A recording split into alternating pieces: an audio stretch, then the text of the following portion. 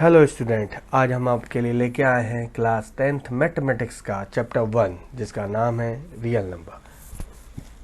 सबसे पहले स्टार्ट करेंगे हम इंट्रोडक्शन की।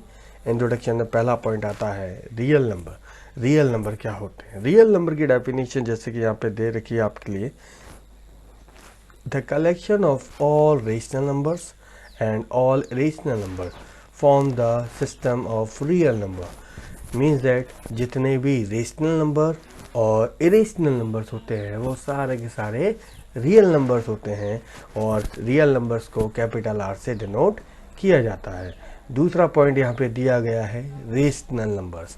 रेशनल नंबर ऐसे नंबर जो पी अपॉन क्यू की फॉर्म में मिलते हैं या होते हैं एस और जिनका डिनोमिनेटर जीरो नहीं होता है, ऐसे नंबर को हम रेशनल नंबर कहते हैं। Examples 2/3, 3/4, -7/5, 5 and 0 etcetera.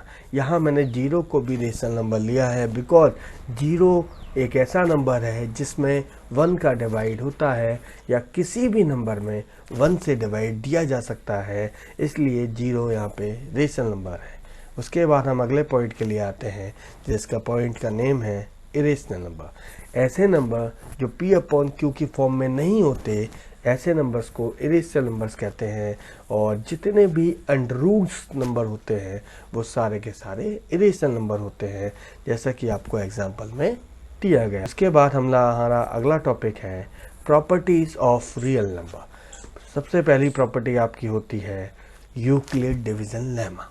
Euclid division lemma basically depend करता है डिविजिबिलिटी ऑफ नेचुरल नंबर पर।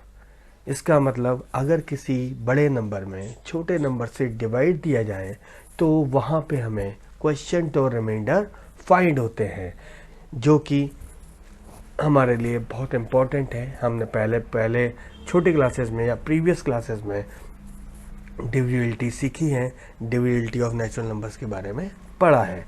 तो यहाँ पे जो यूक्लिड डिवीजन लेमा है उसको हम एक फॉर्मूले से डिनोट करते हैं और फॉर्मूला है a = BQ + R, where R की यहाँ पे कुछ कंडीशन गिवन होती हैं।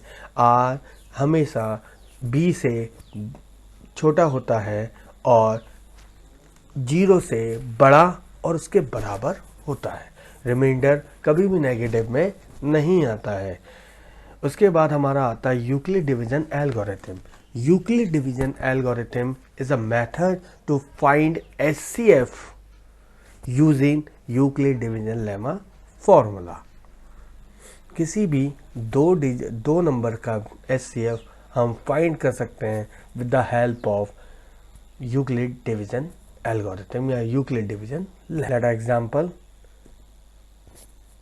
यहाँ पे एक क्वेश्चन हमने लिया है जिससे कि हम चेक कर सकें कि यूक्लिड डिवीजन एल्गोरिथम से हम HCF कैसे फाइंड कर सकते हैं। तो यहाँ क्वेश्चन है find the HCF of 237 and 81 by Euclid division algorithm. तो सॉल्यूशन है, सबसे पहले हमने यहाँ पे दो नंबर हमें दिए गए हैं जिनमें से हमें बड़े वाले नंबर को A और स्मॉल वाले नंबर को B लेट करना है। Then write down the formula first A = BQ + R। Formula लिखना कंपलसरी है क्योंकि फॉर्मूले के हमें बोर्ड में हाफ मार्क्स मिलता है। Then put down the value of A and B in the formula. A की वैल्यू 237 एंड B की वैल्यू यहाँ पे 81। देन हमने चेक किया 81 divide 237 in 2 time, then the value is 162, then 75 is remaining. Next step, 81 in this position, A की position में हम लेके आएंगे, 75 को हम B की पोजीशन में लेके आएंगे और अब हम 75 का डिवाइड 81 में लगाएंगे। जब हम 75 का डिवाइड 81 में लगाते हैं तो 1 टाइम हमारा डिवाइड जाता है जिसमें हमारा 6 रिमाइंडर बचता है। Next step, 75 is in A position and 6 is in B position, means that her step में आपको रिमाइंडर को अगले स्टेप में B की पोजीशन पे लाना है और B को अगले स्टेप में A की पोजीशन पे लेके आना है। then 6 divide 75 in 12 time, then 72 is given, 3 is remainder. Then 6 is in the A position and 3 is in the B position. 3 multiply by 2 and 6 is complete and remainder is 0. हमें तब तक इस question को solve करना है जब तक कि आपका रिमाइंडर नहीं 0 नहीं आ जाता, और जब आपका रिमाइंडर 0 आ जाए तब उस स्टेप में आपको B की वैल्यू को चेकआउट करना है, और जो B की वैल्यू आपकी होगी वही आपका आंसर है. Then this question answer is HCF is just equal to the 3. कुछ होम असाइनमेंट के क्वेश्चन मैंने आप स्टूडेंट्स के लिए दिए हैं, तो प्लीज़ ध्यान से इसको नोट कर लें और इसको घर पे बैठ के अपने सॉल्व करें.